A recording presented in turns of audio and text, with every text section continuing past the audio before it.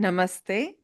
I am Himali Vora, and welcome to the Bhagavad Gita Actually, a conversation from within a lived battlefield.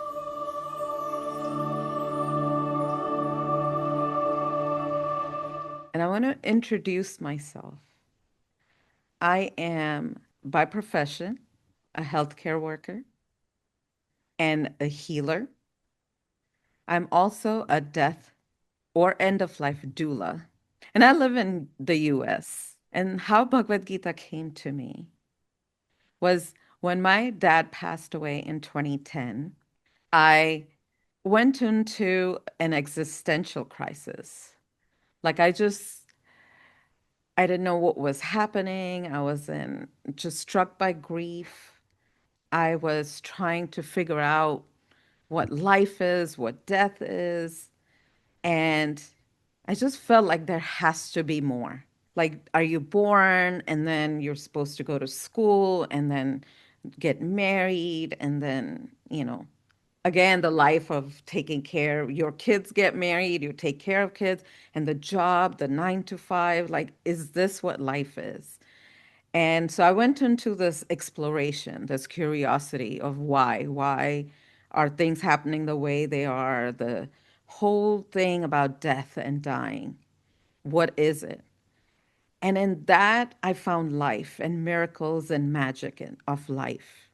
But while I was exploring death, more things like started coming to me, intuitively guided, just started happening in terms of like Mahamrityunjay mantra showed up in front of me. And I looked into it, what it means, and I started reciting it every single day, 108 times, first thing in the morning. And then this thing I found, this whole life and death cycle, this continuous cycle that keeps happening. And for me, looking at that, I'm like, I want out. You give me, and I would just look up and I would literally talk to God and say, you give me ways, you bring on, like, bring in front of me ways to, how do you get out of this? What is that liberation? Where can I cut through out from that life and death cycle? And so the deeper I started going into that, and I think that, I started then developing my healing skills and just through my exploration with that, I actually one time woke up and I was in this journey, meditation every single day. Like, I want to talk to who my guides are, who my angels are, who is it that supports me or is around me. And one night, I came out of the bathroom, it was dark, but this big figure, I felt the presence. And poof, because I got scared, it went away. But I was like, no, I've been praying for this. Please come back, tell me. And then I said, okay, just tell me who you are. And the answer was angel of death. And so my exploration kept going into that in terms of just looking at Googling, like, what is angel of death? Who is angel of death? And we've heard of Yamraj, right? We've heard of God of death in our Sanatan Dharma. And but when I looked up, it's like every ancient culture had the angels of underground or angels of death and God of death um, and really so going in depth of that, every time I would meditate, they were making me or bringing me closer to the work around and of death. So not only was I exploring death and life but also these experiences about afterlife. So I started supporting people that are non-verbal, are not able to talk about while they're in ICU, while they're or have Alzheimer's, and so almost like soul to soul conversation. and getting the answer. Not only that, but they were able to find peace in their end journey. So, really, not only them, but also then the family members around them. So, that's how my work around death has been in terms of. So, coming back to how Bhagavad Gita came about in that journey is while I was doing that, I've many times opened Bhagavad Gita and not really understood where to start, what to think about it. I have so many Bhagavad Gitas at home and from different disciplines, different places. In 2020, early January, I took this intuitive writing course on Zoom. And so this on Zoom, this one window that I looked at, she explained to us she lives in India, this Canadian woman that has lived in India for 40, 45 years, and all they do is study Bhagavad Gita and do satsang every day. And I was just awed of what she does, and the more and more I had conversation with her, then she taught classes, and it really brought everything together for me, the teachings of Swami Shyam, and I resonated with it so much in terms of the explanation of how Arjuna being your mind and Krishna being our higher being. So, how our mind is constantly asking why, how our mind is constantly in this turmoil and in despair and anxiety, all in the thoughts, like 60 to 80,000 thoughts that we think every Um, day, right? And it's like half of them are about, just yourself or what you could have, should have, and all the dramas, replaying it over and over again. Anyway, so that just brought everything back to me and my center and my connection with the divine and that one supreme consciousness. Not only that, the we would do each she would sing each verse, and we would do three verses, well, two or three verses, depending on the chapter we've chosen, per class once a week, and we would meditate on each verse.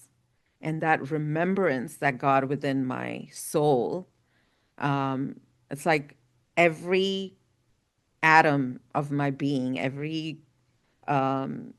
or just my being, it was like immersed in the knowledge, in that supreme consciousness. Um, so that's how I've come about in terms of what my work has been. And last 3 years, through health and other issues, I had dropped everything, the healing and Bhagavad Gita and everything. And as soon as I asked the divine, the supreme being, bring back Bhagavad Gita and into my life. And as I say, when the student is ready, the teacher appears. And I am so grateful to be here. And I would love to welcome our beautiful co host, Avanti Kundalia. Please introduce yourself. Namaskar. So let's just begin with a short invocation. Om Mukam Karoti Vachalam Panghum Langhayati Girim Yat Kripatamaham Bande Paramananda Madhavam. It's so lovely to be here with you, Himali. We met in boarding school ages ago. I Yeah. was in that boarding school in Panchgani from the age of 5 to 15. You Wow. came in grade six and Fifth and sixth. fifth. You were there So a for two couple of years. years. Yeah.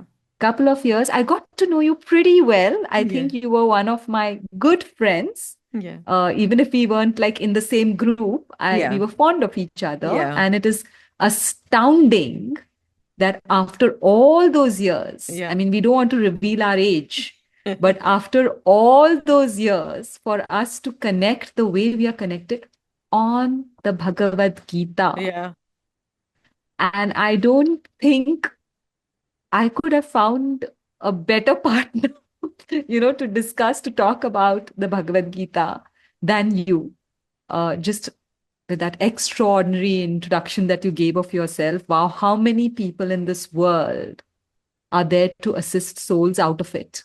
Yeah. We have we have people bringing souls into the world. We have people sustaining souls into the world. But to professionally assist them out, uh, it's phenomenal. And I don't think there is a better person for me to discuss the Gita with than you. So I'm honored that you are a part of this conversation. Well, thank you. And your question was to introduce myself. So going back to the prayer that we just chanted, let me um, translate that for you. It's an invocation, a couplet that is found in the Dhyana shlokas of the Bhagavad Gita, which is basically invocation to the Bhagavad Gita. So anytime you pick up the study of anything, basically whatever we do in life, there's always an invocation, right? The Yeah. most famous one is Vakratunda Mahakaya Surya Right. Koti Mahaprabha.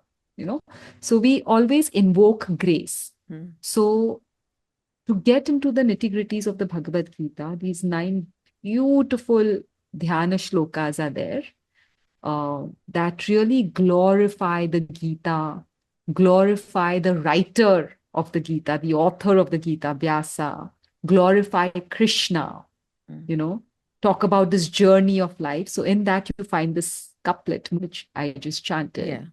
And what it essentially says is to that grace that makes a dumb man, a mute man, not only speak, but speak eloquently.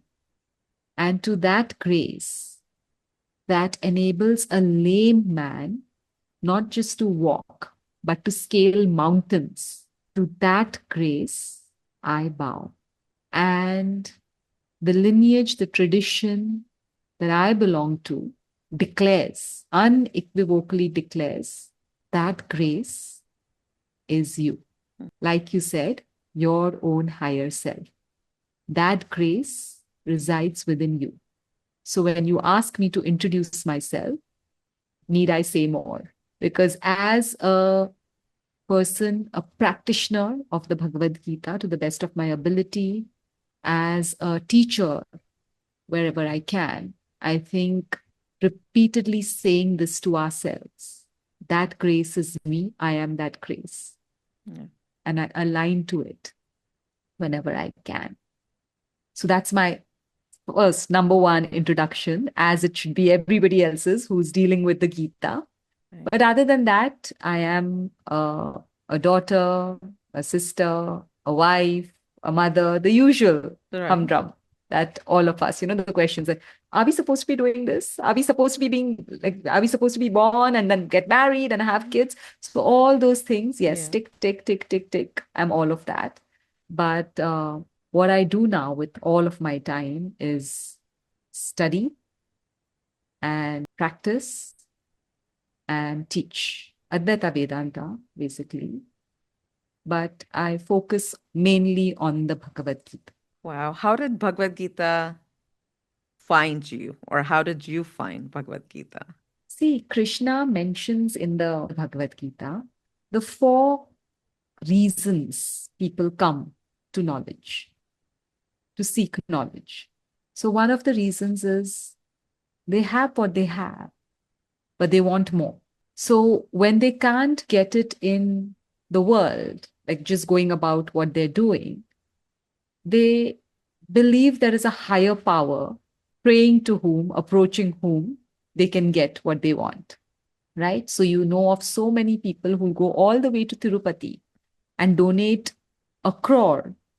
But with that barter exchange that I'm donating this, I want 10 crores Yeah. back. So desire, just wanting more and more.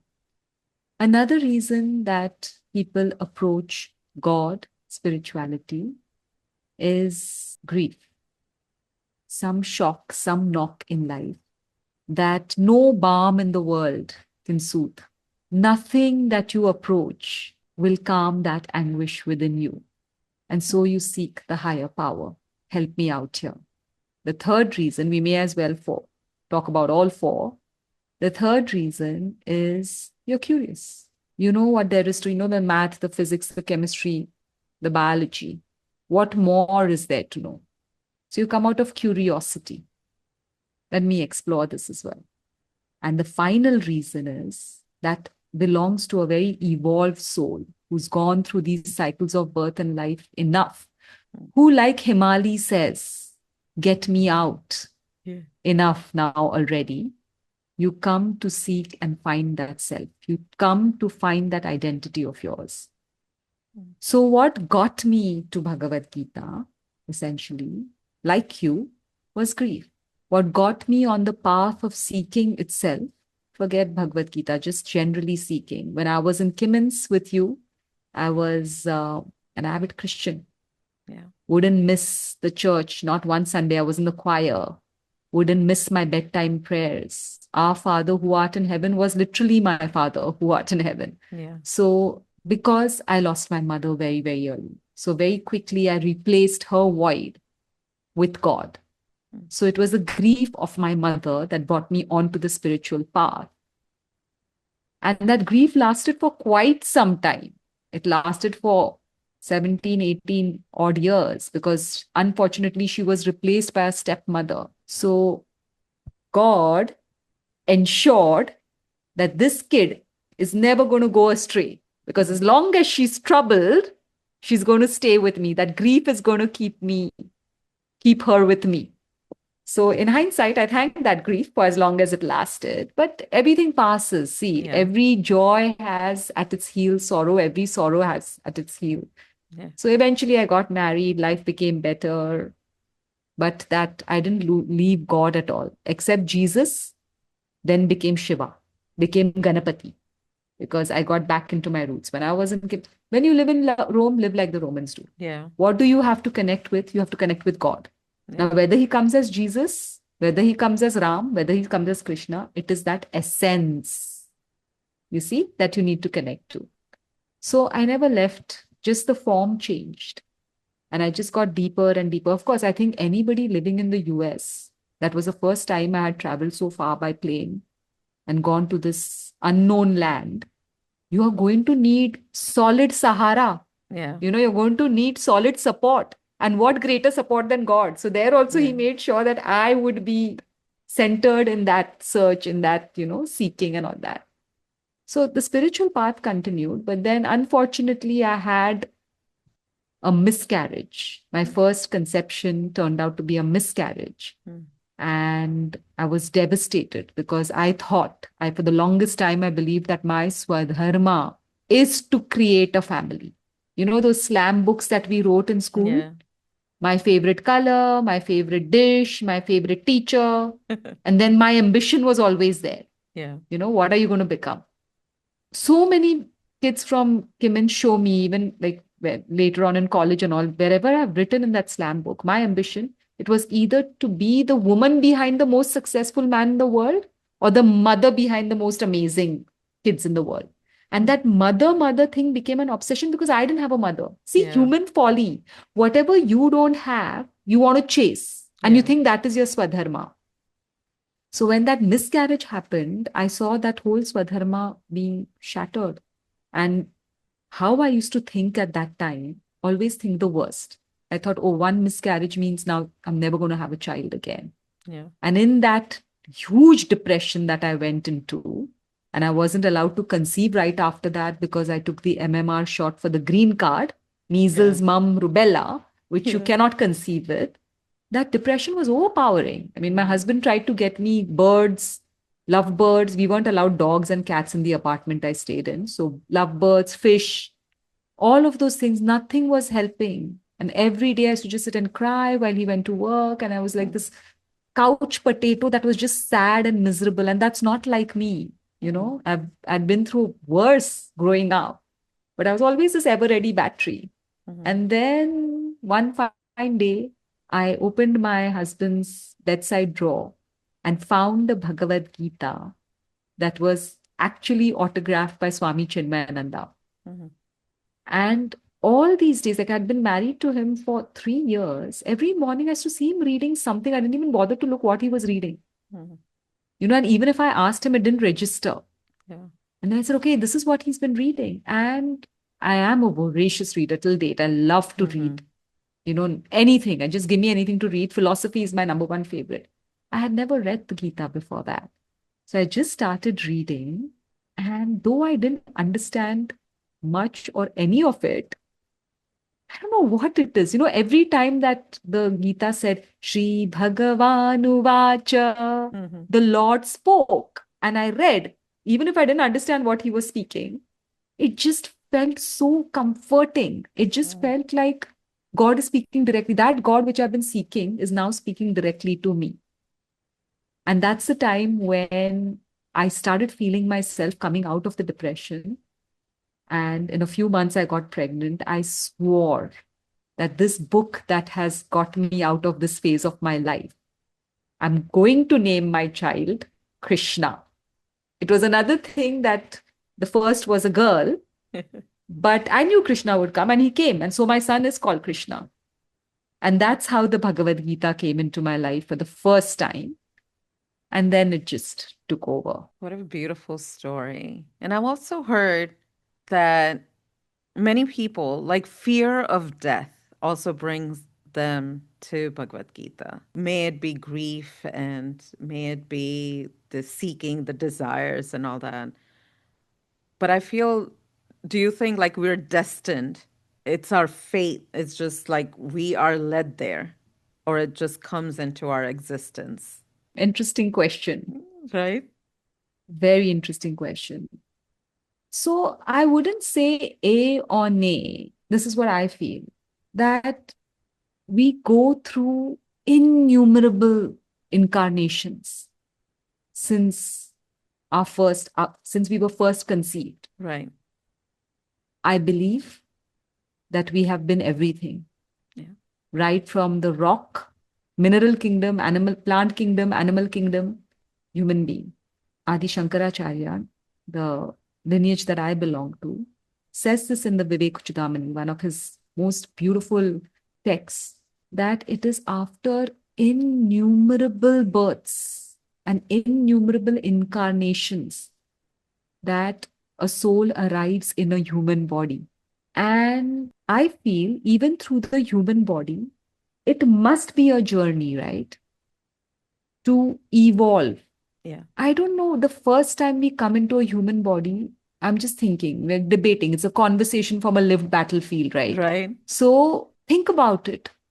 If you've just arrived into a human body from a cow, a highly evolved cow, would you have the consciousness right away to start seeking the self, to start seeking your eternal nature?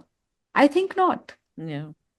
And I think the entire exploration into life, right from our first conception, is to experience all of it, Yeah. the good, the bad, the indifferent, and then to come to a point where you say, I've done it all, I've seen it all, none of this is anywhere close to who I am, and you've had it. Yeah. And then you start seeking. So when you ask, is this destined? I would say it's a matter of evolution. But I would also say that you have evolved enough for it to have arrived into your life. Yeah. And if you so much as touch it, like the way you touched it on Zoom, you saw some lady talking about the Bhagavad Gita in Zoom, another person would have seen it and said, oh, she's talking about Bhagavad Gita and walked the other way. Yeah. So, in that light, I believe you were destined that, okay, this is going to be blaring in your face. And you were wise enough, you were awake enough, you were astute enough to pick it up. Yeah. Now, what you do with it, it's up to you. You could be with it for a little while and chuck it away, or you could say, no, by the 18th chapter, I need to know what this matter is of life and of death. That's Yeah. up to you. I see that. I see that. Let's come back again to not just the title, but just explanation of Bhagavad Gita. And the reason I'm saying is I went to a retreat last week, and I was just telling the ladies that were there how excited, nervous, and everything around there about this podcast. We're starting this podcast, and I was just explaining it to them. They had never heard the name Bhagavad Gita. And yes, everybody's heard Hinduism. And now I stand to correct everyone that it is Sanatan Dharma and not or what the world or society calls it Hinduism. It's called Sanatan Dharma. And tell us a little bit about Bhagavad Gita. Yes, it is a song of the divine, but in your words, tell us what Bhagavad Gita is. So you rightly said that you translated Bhagavad Gita, which literally means the song of God. Yeah. Bhagavad Gita, song. The very fact that it is a song, does it reveal to you that it is supposed to be fun and play? It's not supposed to be that serious. Have you heard this term Krishna Leela? Yeah. Have you heard that this world is a Leela, Yeah. Krishna's Leela, Yeah. God's play? Yeah. Which play has to be serious? Which act does an actor have to get lost in and forget who he actually is? Mm. Imagine Shah Rukh Khan coming onto the screen, Kiran, okay, and completely forgetting that he's Yeah. not this psychopath stalker, but Yeah. he is Shah Rukh Khan. What would happen? But the reason that he plays that role so phenomenally well is because he never forgets that he is the number one actor on this planet, then Mm. was at Yeah. that point. Go to any country. If they say Yeah. you're Indian, they'll ask you, do you know Shah Rukh Khan? Yeah. Are you like wherever I go, the first question I get is, oh, you're from India. Are you from Mumbai? Do you know Shah Rukh Khan? Wherever I travel. So he can play that because Yeah. he never forgets that. Yeah. That is the essence of the entire Bhagavad Gita. You are that. This is a play.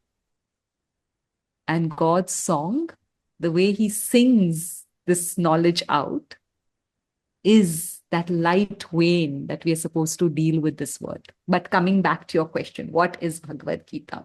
Let's not stray from that question. So, yes, it is the song of God. Now, Bhagavad Gita is found in this massive epic called Mahabharata. It has 100,000 verses Yeah. or more. I could be wrong on every time I hear some say 100,007 or whatever it is, but 100,000 roughly verses. And the Bhagavad Gita is the philosophical kernel of the Mahabharata. So although with all due respect to the Mahabharata, it is every act of the Mahabharata is a lesson in itself. Yeah. In fact, they say whatever, and you'll see as we go on, whatever is written in the Mahabharata is happening in the world for ages. Whatever is not in the Mahabharata has never and will never happen in the world. It's fascinating. So in this 100,000 verse Mahabharata, written by sage Vyasa, scribed by Ganesha, if you know that story, sits the Bhagavad Gita. And the Bhagavad Gita is the philosophical content of like the purely, it's called an Upanishad. When we see at the end of each chapter, it is basically the highest Upanishad, the highest knowledge that has been distilled into everyday life. Yeah. That has been made into a manual of life.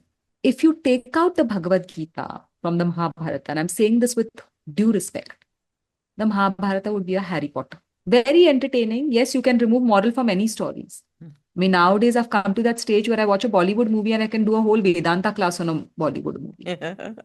If you can see, you can see. Yeah. Those who truth and wisdom lead can gather honey from the weed. So if you're already set true. on that, you are going to pick up Vedanta from anywhere. But honest to God, if you take out the Bhagavad Gita, this would just read as a story. Yeah. So it's the philosophical kernel, the highest truth, that what makes the Mahabharata truly pious, sacred, worship worthy. It is that portion. Mm. Now, the Mahabharata itself deals between, you know the story, but Yeah. we'll just touch rivalry between two cousins, two sets of cousins. 100 Kauravas, all vicious, evil, and 5 Pandavas, good, righteous, noble. And the story goes that Duryodhana, we won't go into the entire story because that would require a completely different series of podcasts. We want to deal with the Gita actually here. So the Duryodhana and all his siblings, 99 siblings, were constantly at it with these Pandavas. You know, they were like so much, they were mightier, their father was still alive, they were still holding the, you know, like sitting on top of that whole kingdom as if it was theirs. They never left the Pandavas alone. Right through their childhood, they tried to poison them, burn them, kill them, you know, tease them, do all sorts of things with them. They could never see Pandavas thriving. And then finally, after many, many stories, which I would encourage our viewers to really read the Mahabharata, even if it's in the comic style, to Mm. just read that story. Each character teaches us so much about life, you see. Eventually, bringing it right to the doorstep of how the Bhagavad Gita came to be. This is a very famous story. Duryodhana invites Yudhishthira to the game of dice, devised by his very cunning uncle, Shakuni. And he cheats right through it. Whether Yudhishthira was right or not to gamble, we won't get into that. But they lose everything. They lose even Draupadi in that. And somehow they come to an agreement, and Duryodhana says, okay, I will not take you 5 as slaves, and we will not keep your wife. We will not give you anything. You go for 12 as a punishment for having lost this game of dice, which I've cheated Yeah. through, but never mind that. You are going to go for 12 years exile to go and live in the forest. Okay. And after that, you have to remain 1 year incognito. You cannot be found. If you're found in that 13th year, you will You have to repeat this 12 restart. years plus 1 year.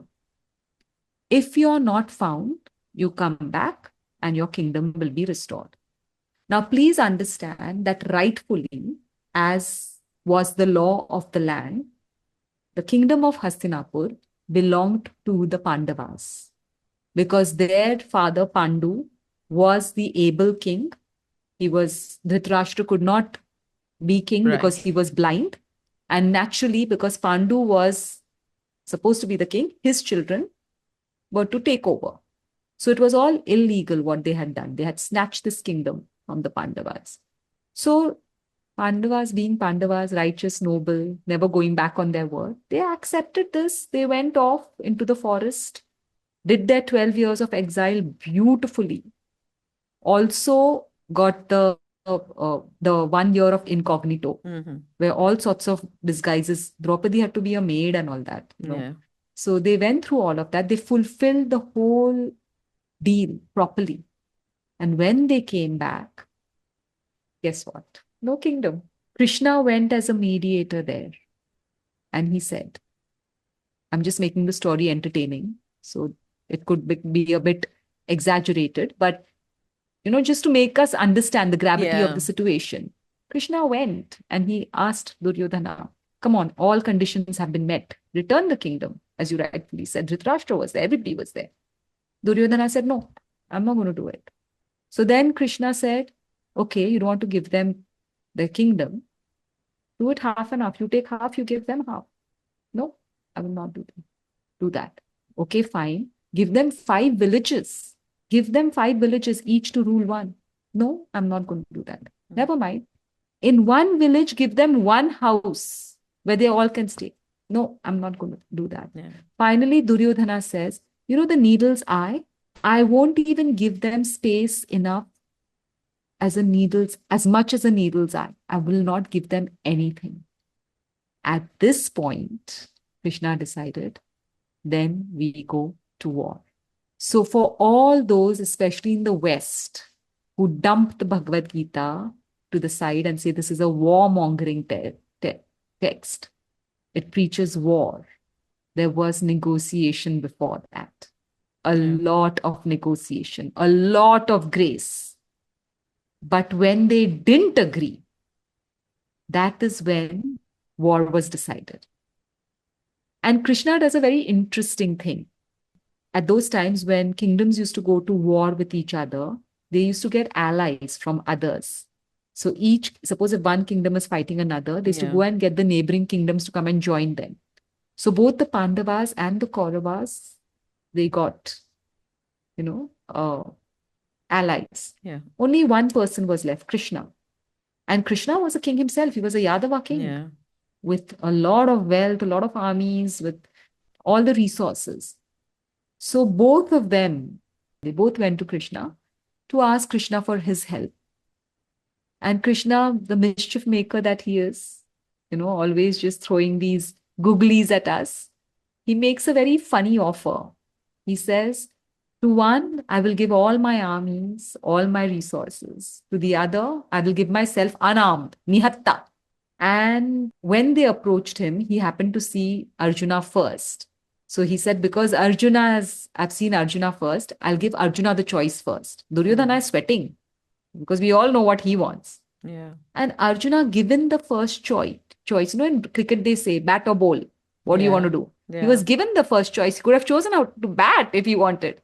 Yeah. Without even batting his eyelid, he said, Krishna, I will have you. Krishna warned him, yes, but I will not raise Fight. a single weapon for you. I will Yeah. just be your charioteer. Arjuna didn't blink. He said, I will have you. Duryodhana must have pretended to be Happy. sad, Yeah. must have pretended to be sad being Duryodhana, but he was excited. I mean, all of, Yeah. the Krishna's. armies, Krishna's armies.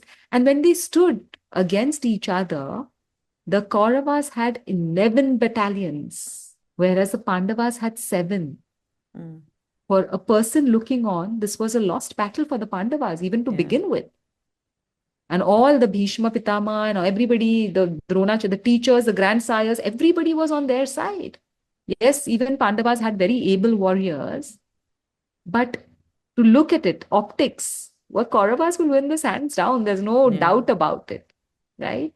So that is how Krishna turned out to be Arjuna's charioteer. And then, when that war was about to begin, Arjuna asked Krishna to take him to the center of both the armies. Mm. And there, masterfully, we'll discuss this later on. Krishna takes Arjuna to the center. When Arjuna, for the first time, sees the army standing in front of him, he breaks down. Yeah. And he breaks down to the point where he says, I cannot and I will not fight. That is when Krishna starts belting out 18 chapters, Yeah. 701 verses of the Bhagavad Gita just to make Arjuna get up and fight the war. And that portion, that dialogue between Arjuna and Krishna stands as the Bhagavad Gita. If we look at, you said something very interesting that the Arjuna is the mind and the higher self, what you said in your introduction. So it's very interesting that this is actually from the Kathopanishad. The entire human journey is symbolized by a chariot. Now look at a chariot properly, okay? In the chariot, there is a passenger sitting in that chariot. Yeah. There is a charioteer. The charioteer is holding on to reins. At the end of the reins, there are the horses. So right at the offset, to understand what exactly the Bhagavad Gita is, if you can understand the chariot properly, the horses, which are 5, are our 5 senses. Okay? The chariot itself is our body. The horses are the 5 senses. The reins is the mind. The charioteer is the intellect. That is holding the reins, that is holding the mind. And the Arjuna sitting over there is this Jivat. For a lack of a better word, this soul. That is, this time around is Himali. This time around, the soul is Avanti. Like I said, last life or many lives before that, I could have been a cow. Mm. Right now in the chariot, it is Avanti sitting. So the entire Bhagavad Gita talks a lot, you'll see, about the absolute necessity for the intellect to be in the driver's seat of that body, holding the mind, the reins, just right, so that the senses are well controlled. Now, because I was out every exit weekend in Kimmins High School, every exit weekend I used to go horse riding. That was one of my favorite things to do. I grew up horse riding. So, for somebody who's ridden the horse, if you hold the mind, if you hold the reins too tight, the horse can't move. It can't even take the first step forward. Yeah. If you let it loose, it'll go have fallen once. It'll go haywire and you'll fall, you'll crash. So the whole point is, how does the intellect come onto the driver's seat, hold the mind just right, without suppression, without indulgence, so that the senses can just do what they're supposed to do to get through this life properly. So that chariot thing is very, very important to understand. That is what essentially the Bhagavad Gita will keep talking. It keeps talking about the senses, the intellect. It will talk about the body, the mind, the intellect. It will Yeah. keep going through that, and it will talk about the eternal self. Mm. Now, how does it talk about it? 18 chapters of the Bhagavad Gita. There are 18 chapters. They can be divided into three portions: 6 chapters, 6 chapters, 6 chapters, exactly 666. The entire Bhagavad Gita expounds one aphorism. There are four Mahavakyas, they're called. Mm. So the second Mahavakya, one aphorism, it expounds as Tat Tvam Asi, which means what we said in the beginning when we were explaining the prayer: you are that. You are what? You are not these senses, you're not these horses, you're not the chariot, you're not the body, you're not the reins, you're not the mind, you're not even the intellect, you're not even the charioteer. You are that eternal self, that Atma that enlivens it all. And that is your true nature. So the chapters are divided such that the first 6 chapters talk about Tvam, you, the individual. Beautifully, that builds into the next 6 chapters, which talk about Tat, that eternal reality. So the perishable part of you, the imperishable part of you, and Asi, the last 6 chapter, weaves it all together. So it's like a Jenga. Many people, Yeah. they take up one verse from here. You can't. You have to study Bhagavad Gita so systematically, right from the first chapter, first word to the last. And I'll conclude the what Bhagavad Gita is about with a very interesting trivia. The first word of the Bhagavad Gita, chapter 1, verse 1, is Dharma. It starts with Dharma, Kshetra, Kurukshetra Kurukshetra. is Dharma. And the last word, 78th verse, chapter 18, is Mama, mine. So if we put both of them together, the gist of the Bhagavad Gita is my Dharma. Mama Dharma. Now you'll ask, what is Dharma? There are 13, 14 pages of definitions of Dharma. Dharma can be explained in many, many ways. Yeah. But just in the context of the Bhagavad Gita, my Dharma means my essential being. What is my essential being? I am not the body. I am not the intellect. I am not the mind. I am not my desires. I am not this world. I am the eternal self. That is my Dharma. And the entire Bhagavad Gita, so at the end of each chapter, there's a little refrain that we keep, chanting.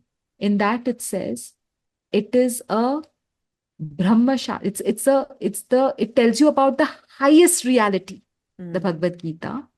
And it is also a yoga shastra. It gives you the science of how to reunite it with that highest reality of yours. Yeah. So many philosophies tell you a lot of things, but that's it. How do I go towards it?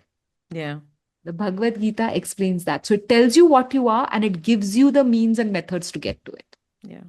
So all of this together is what your Bhagavad Gita. It is not religious. Yeah. It is does not belong to any, it comes from the Indian subcontinent. It belongs to Sanatan Dharma. But if you read it right, it is just a manual of life Yeah. that many, many successful people from all walks of life, all nationalities, Yeah. have revered and treasured. Some have called it the inspiration of their life, the solace of their death. Yeah. So it is for everybody. Yeah. And it involves science too. And it's like everything can be included in that, right? The biology, the chemistry, the physics, the quantum fields. That's what it is, that quantum, that out the consciousness, what it is and how to connect, how to be that essence.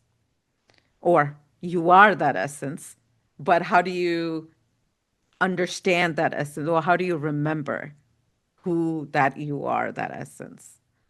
So I love your explanation. And also, I know you had talked about the three types of teachings, the duality, the non-duality, and then third. Can you expound on that a little? Like, can you elaborate on that? So this is something that is very important to understand, is that there are three schools of thought, Yeah. essentially, that we deal with. The first school of thought is Dvaita philosophy. The very word Dvaita means two, Mm-hmm. duality. Mm-hmm. There's two. By Madhavacharya, he expounded it. And what that school of thought says, that God and me are different. We're two separate entities. And God is greater, I remain a devotee. The second school of thought is Vishishta Advaita, which means I am a part of God. It's like God is this entire body, I am the little finger. So I am a part of God, but not as great as God. Mm-hmm. But it's one step closer to what we are going to be discussing, because Dvaita says we are completely separate, Yeah. right? And then the third school of thought is Advaita, expounded by Sri Adi Shankaracharya. Advaita, no two, no duality. Mm-hmm. There's only one. And that says, that aphorism which Bhagavad Gita talks about, Tattvamasi. You are that, Aham Brahmasmi, I am that.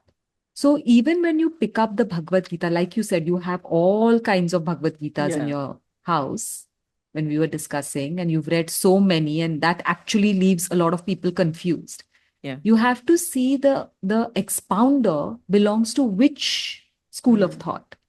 Because if the and the beauty of the Bhagavad Gita is you can see it in all these three Yeah.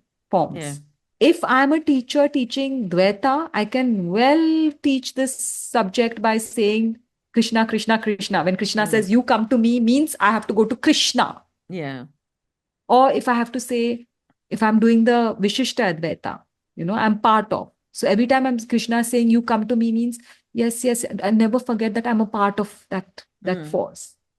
And if you go Advaita, then it's immediately, I am the same power. I have to just invoke that. Yeah. So when Krishna says, come to me, all it's saying is come back to your higher self, Mm-hmm. the thread that you really like, which you resonate with the Yeah. most. So it's very important to understand that the book that you are picking up to read, which school of thought is it coming Mm. from? And secondly, do you believe in that? Yeah. Because if you are more aligned to, what, actually, I feel that presence within me, then some book that is telling you that that presence is completely out of you and you have to beseech and beg and whatever, it's not going to resonate. And the problem is that people don't understand this, so they pick up so many different kinds Yeah. and they're completely confused. One time God is sitting in heaven, one time God is sitting inside themselves, one side God doesn't exist, then they say we don't believe in God. Yeah. You see? That is a great explanation, and it makes so much sense and why people pick up and then they don't resonate, they don't align with the teachings, and then they think that is it, right? If you don't know that there are three different school of thoughts, it's very hard to then align or to dismiss it. Yes. So let's talk a little bit about this podcast and what is Gita actually? What are we going to bring onto this table, or what are we going to talk about? So let's first look at the title that we decided, Yeah. Bhagavad Gita Actually. The reason for this podcast also, I think it would be nice to reveal to our audience, is that we never intended this, Himali, when you and I Yeah. met. We Yeah. first crossed paths 3 years ago after having completely lost touch with each other from Yeah. boarding school, from Yeah. your sixth grade. When we reconnected, we just reconnected because we were both spiritually aligned. Yeah. And then, though you say that you fell off the wagon for a while, I remember you when we were speaking before, constantly poking and prodding me for Vedanta Yeah. courses and, Yeah. some way, some ashram you wanted to go to, some courses you wanted to do. And I Yeah. was sending you all sorts of literature. If you remember, I was just looking at those Yeah. texts between us. Yeah. And and especially when you found out that I was doing the Gita quite actively, your constant question, like Yeah. where can I also learn and how can Yeah. I also do it and that kind of a thing. So I love, I take a lot of classes. I take group classes. I take single, like just one-on-ones. One-on-ones are my favorite. I don't have time for them, unfortunately, Yeah. now. So I've reduced it to the final five, no more one-on-ones. Yeah. But I feel when two people one-on-one discuss, Krishna did not give that Bhagavad Gita to the entire battlefield. It was a Yeah. conversation between two human beings. Yeah. So, just not in the teaching format, also because our timings are so different, our Yeah. lives are so busy, both of us are so full with our own thing. It was always at the back of my mind to just talk generally about the Bhagavad Gita with you. Yeah. And when you suggested we should have a retreat in Bali, Yeah. co-host a retreat for people in Bali. And I said, that will be so lovely. I can speak on the Gita, you can speak about healing modalities and all of that. So for a long time, I've been holding this wish in my heart, just have never had the time to fulfill it, that we have a conversation on the we just talk. Yeah. What you do fascinates me. The Yeah. death doula bit just fascinates me. And I said we should converse on the Gita.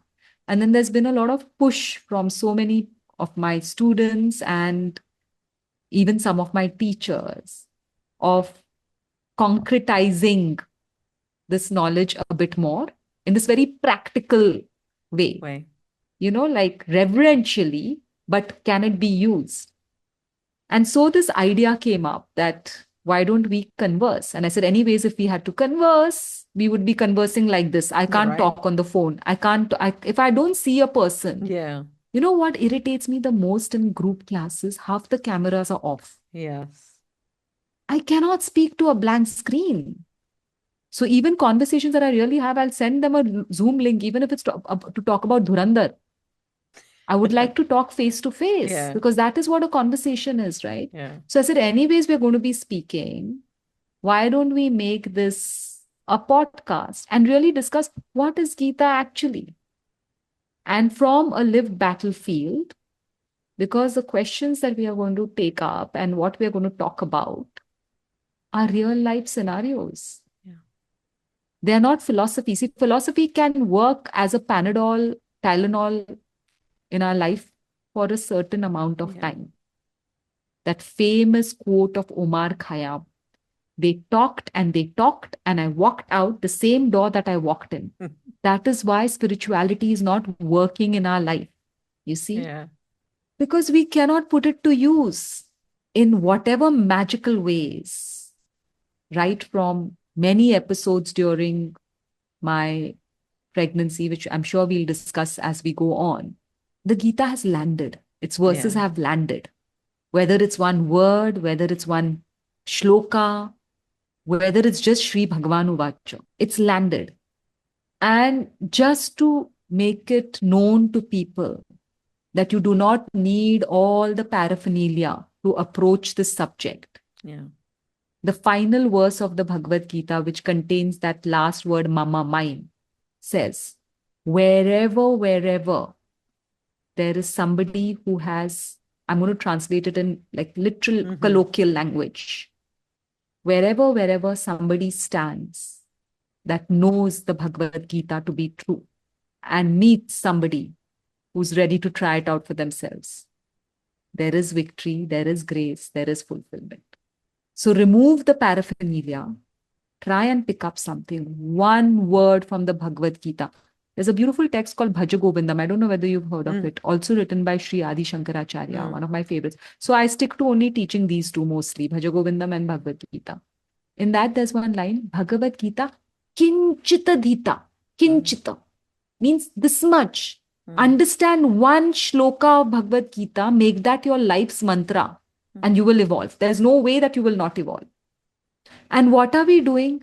One teacher is explaining 18 chapters. We're going to the next teacher is explaining 18 chapters and 18 chapters and 18 chapters. That famous episode where somebody ran to Swami Chinmayananda and said, I have gone through Gita so many times. And he turns around and says, that's okay. Has the Gita gone through you? yeah. So even if one verse, one word gets through and creates that magic, that's enough. And I think at least I would love to hear what your intent with this being a part of this is. But my intent is just introduce the subject, to that group of people that you were retreating with just last week. They don't know what it is. So just put this out in in a very user friendly manner to introduce them to the fact that there does exist this manual of life that does not belong to any religion as such and can be used for a really happy, peaceful, and evolutionary life. Something that you'll be proud of when you're taking your last breaths. That, yes, I've lived well and I'm happy to go. And then once they're introduced to it, in a class near you, go find something. Mm, Somewhere, everywhere, Gita is being expounded. Find a class, pick it up, read it yourself. I also insist that every first time student of Gita should have some sort of a teacher, some sort of yeah. a guide, because it can be we'll see, it can be misinterpreted so badly. It can be misunderstood and gone off on a completely different tangent. So that's my idea. I would love to hear what your intent with this is as well. Um, Similar to you, just not only just spread the word about Sanatan Dharma, also dismantle the understanding or wrongful understanding of what Sanatan Dharma is. Bhagavad Gita is what is the teaching, like anything and everything that surrounds it. Also, not only that, the I want to share the same joy and depth I have felt when I've immersed myself. And I will tell you, I am a beginner. I have not read all the chapters, and I've only picked up on few chapters that I feel grounded in them, and it brings peace to me. So I want to bring that to everyone to understand who they are, that question, who am I, into that realization. We may not be able to answer it so much in that, but at least it's the beginning. At least we're putting the seed of that awareness. And I think that is the beginning. When you are aware of something, then you're able to explore, then you're able to ask questions, and they're able to really sit there and think about, like, and read. And I love that you said something while we were talking before, that we're so used to when somebody's talking and they're telling us something, they're teaching us, and right there, we're not really listening to them sometimes, and we're already formulating another question and another question. But we're not sitting with the message that is coming to us. And so sit with the message and then come up with questions. And we would love to hear from you. We would love for you to ask us questions and or go and explore. So reach out to us. And so I think that's what my intent for this is, and just kind of go deeper into this, deeper into the explanation of it for me to understand. And I am being very selfish in here in terms of going deeper into conversation with you and learning. more about each chapter of Bhagavad Gita. And I love it because to be in this conversation, Himali, like you said, you're a beginner, you'll have to very quickly evolve to quite an expert because Right. you will have to read each chapter in Yeah. detail to Yeah. even converse upon it, Yeah. to be able to question on it. And I love that you said you talked about the questions because, see, one of the hallmarks of Sanatan Dharma, and I would say even of Vedanta studies, at least in the lineage that I belong to, is questioning, Mm-hmm. not taking it just as gospel truth. Because, in fact, Krishna says Yeah. this. You have to question, not question out of arrogance or question out of just being flippant about it, but really, see, if you don't question, you will not know it as wisdom. You'll just take it as borrowed knowledge and it's going to do diddly squat in your life. I have to go to this little story where Vyasa had decided to write the Mahabharata, 100,000 verses. Okay. And he needed a scribe because he couldn't write it himself. So he needed a scribe to write it for him. And who else could he approach but the big headed, the giant intellect of Ganesha?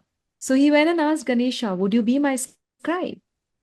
And Ganesha said, mischievous. He said, yeah, I will, but on one condition that once I start writing whatever you want me to write, he didn't even know how big this was, you cannot stop narrating. If you stop for 1 minute to narrate, I will walk away. I will leave your work half done. So, like a genie, genie cannot be kept Yeah. quiet. You just Yeah. go on and on and on and on and on. So, Vyasa was Vyasa. He's the one who's written, the Puranas and all of this, Yeah. Bhagavad Gita, Mahabharata, and all. He said, fine, I accept what you're saying. I accept your shart. Mm. But my condition is that if you don't understand something, you will pause and not write it Mm. till you understand it. So cleverly, throughout the Mahabharata and even in the Bhagavad Gita, you'll see somewhere when he needed to go for his general human ablutions, he used to throw in a googly Mm. that Ganesha had to question within his own head, make sense of it, understand it, and only write it, only Yeah. then write it. You see? And I've always approached the Bhagavad Gita or any scripture like that. I will not leave it till it makes some sort of sense to me. And that questioning is what gives you that ability to make sense of it. Mm. And only then, when you answer that question yourself, within yourself, will that knowledge become wisdom. Huge difference. We discussed this ahead in the Gita. Difference between knowledge and wisdom. Mm.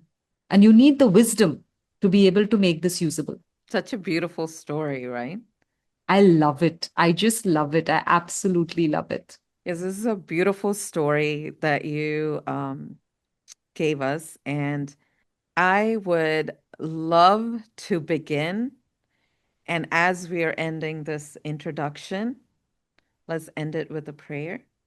Oh, asato ma satkamaya tamaso ma jyotirgamaya mrityorma amritan gamaya. Oh, Shanti, Shanti, Shanti. All this prayer says is, lead me from the unreal to the real. Lead me from the darkness of ignorance to the light of knowledge. And lead me, as you began this podcast, from the fear of death, mortality, to that absolute knowledge of my immortality. Om, which is the primordial sound, peace, peace, peace. Peace on the level of the body, peace on the level of the mind, peace on the level of the intellect, so that the journey to the self is open.